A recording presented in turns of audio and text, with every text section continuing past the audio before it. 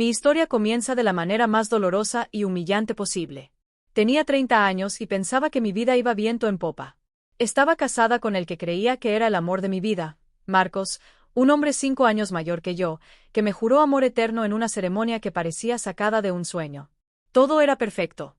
O al menos, eso pensaba yo. Habíamos pasado el último año planeando comprar una casa más grande. Habíamos hablado de tener 3 hijos, incluso habíamos elegido los nombres: Sofía, Lucas y Matías. Marcos siempre me había dicho que yo era su piedra angular, su estabilidad. Nunca tuve razones para dudar de él. Hasta aquel día. Era un martes por la mañana. Estaba ordenando la ropa de Marcos para lavarla, como siempre lo hacía. Algo cayó de uno de sus pantalones al suelo. Una foto. La recogí sin pensar, creyendo que sería alguna cosa trivial. Pero no lo era. En la foto estaban él y Susana. Susana, una vieja amiga mía de la universidad. No la había visto en años y, sinceramente, no la había extrañado. Era el tipo de persona que siempre buscaba estar en el centro de atención. Aún así, habíamos compartido buenos momentos juntas. Nunca supe que ella y Marco se conocían. Pero allí estaban, en la foto, abrazados cómodamente en lo que parecía ser un restaurante. Susana sonreía de esa manera coqueta que yo conocía bien. Y Marcos. Marcos parecía feliz, más feliz de lo que lo había visto en meses. El impacto fue como una bofetada. Mi primer instinto fue negarlo. Esto no significa nada, me dije. Tal vez se encontraron por casualidad. Pero cuanto más miraba la foto, más claro era que había algo más. Una cercanía, una intimidad que no podía ignorar. Esa noche no le dije nada. Apenas pude mirarlo a los ojos cuando llegó a casa. Él estaba como siempre, cálido, atento, haciéndome reír con sus bromas tontas. Pero todo lo que podía pensar era en esa foto. En él y en Susana. En cuándo había comenzado todo. Y en qué había hecho yo para merecer esto. Pasé días en ese limbo de dolor y confusión. Me atormentaba pensando en cuándo se habría cruzado la línea. ¿Fue cuando decíamos los nombres de nuestros hijos? ¿Mientras yo planificaba cómo decorar nuestra futura casa? Todos los momentos felices que habíamos compartido se volvieron sospechosos. Entonces, algo cambió en mí. Una noche, mientras lloraba sola en nuestra cama, sentí algo diferente: rabia. Una rabia ardiente y pura que me consumió. No me lo merecía. No había hecho nada para que Marcos buscara a otra. Decidí que no me quedaría de brazos cruzados.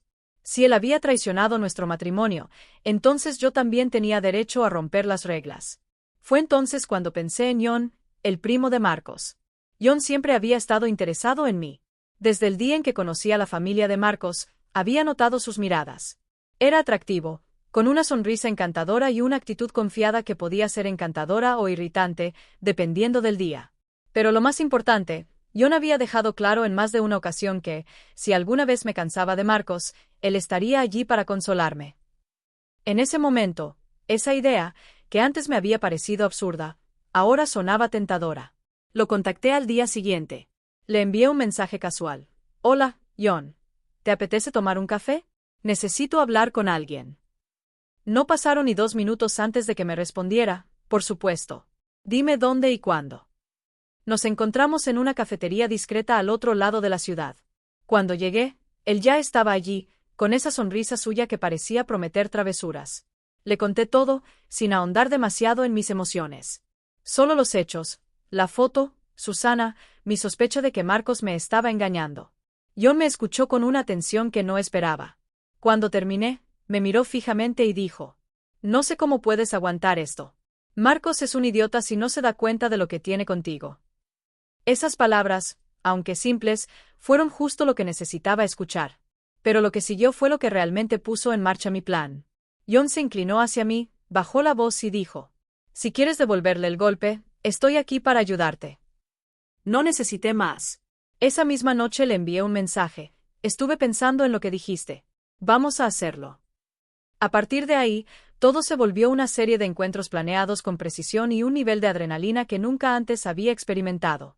John y yo comenzamos a vernos en secreto, siempre cuidando cada detalle para evitar cualquier sospecha. Al principio, todo parecía un juego, un acto de rebeldía que justificaba con mi dolor. Si él puede romper nuestras promesas, ¿por qué yo no puedo hacer lo mismo?, me repetía constantemente. Sin embargo, con el paso del tiempo, noté que disfrutar de la compañía de John era más fácil y natural de lo que hubiera imaginado. Él tenía una manera de hacerme reír, de quitarle peso a mis preocupaciones, y de recordarme que aún podía sentirme atractiva y deseada. No eran solo sus palabras, sino cómo me miraba, como si fuera la única persona en el mundo que importaba en ese momento. Era divertido y espontáneo, siempre buscando maneras de sorprenderme, como cuando me llevó a un mirador escondido al atardecer solo porque sabía que necesitaba un respiro de todo el caos. Con él, sentía una mezcla de emoción y consuelo, como si estuviera redescubriendo partes de mí misma que había olvidado. Y, aunque intentaba convencerme de que esto era algo temporal, un escape, no podía evitar sentirme cada vez más envuelta en la burbuja que habíamos creado. Con cada encuentro, la línea entre el simple desahogo emocional y algo más profundo se volvía más difusa. John sabía exactamente qué decir para mantener mi confianza, y yo, por primera vez en mucho tiempo, me permití ser vulnerable, aunque solo fuera por un rato. Era una especie de equilibrio entre el placer y el peligro, un recordatorio de que aún tenía el control de mi vida, aunque fuera en este pequeño rincón secreto que compartíamos. Las primeras semanas fueron como una tormenta de emociones. John y yo nos veíamos en hoteles, en su apartamento, incluso en su coche alguna vez. Cada vez que estaba con él, me sentía viva. Como si estuviera recuperando algo que Marcos me había quitado. Pero también había una parte de mí que se sentía culpable, que sabía que lo que estaba haciendo no resolvería nada. Aún así, no podía detenerme. Entretanto, mi relación con Marcos se volvió distante. Él notó el cambio, pero no parecía saber qué hacer al respecto. Por las noches, me preguntaba si realmente valía la pena todo este juego. A veces pensaba en confrontarlo directamente, en gritarle a la cara cuánto me había herido. Pero otras veces disfrutaba la idea de mantener mi secreto, de tener algo que él no sabía. Finalmente, llegó el día en que decidí confrontar a Marcos. No porque quisiera confesarle mi propia infidelidad, sino porque quería respuestas. Quise saber cómo había podido traicionarme, qué había encontrado en Susana que no pudiera encontrar en mí. Esperé a que llegara a casa. Estaba sentada en el sofá con la foto en la mano. Cuando entró, levanté la vista y le dije con frialdad: ¿Me explicas esto? Su rostro pasó de la sorpresa a la confusión y luego al pánico. Intentó darme excusas, que solo era una vieja amiga, que había sido un encuentro casual, que no significaba nada. Pero yo ya no estaba para mentiras. No te molestes en negarlo, Marcos. Sé que me estás engañando. Y te aseguro que no me voy a quedar llorando por ti. Esa noche fue una batalla de gritos, acusaciones y verdades a medias. Al final, me confesó que había estado viéndose con Susana durante varios meses. Dijo que había sido un error, que aún me amaba, que quería arreglar las cosas. Pero para mí ya era demasiado tarde. Le miré directamente a los ojos y le dije: no eres el único que sabe romper las reglas, Marcos. Tal vez deberías preguntarle a tu primo qué ha estado haciendo últimamente. Su rostro se puso pálido. Supo en ese momento que yo también había jugado mi carta. Se quedó en silencio, incapaz de responder. Esa fue la última noche que pasamos juntos. Al día siguiente, empecé a empacar mis cosas.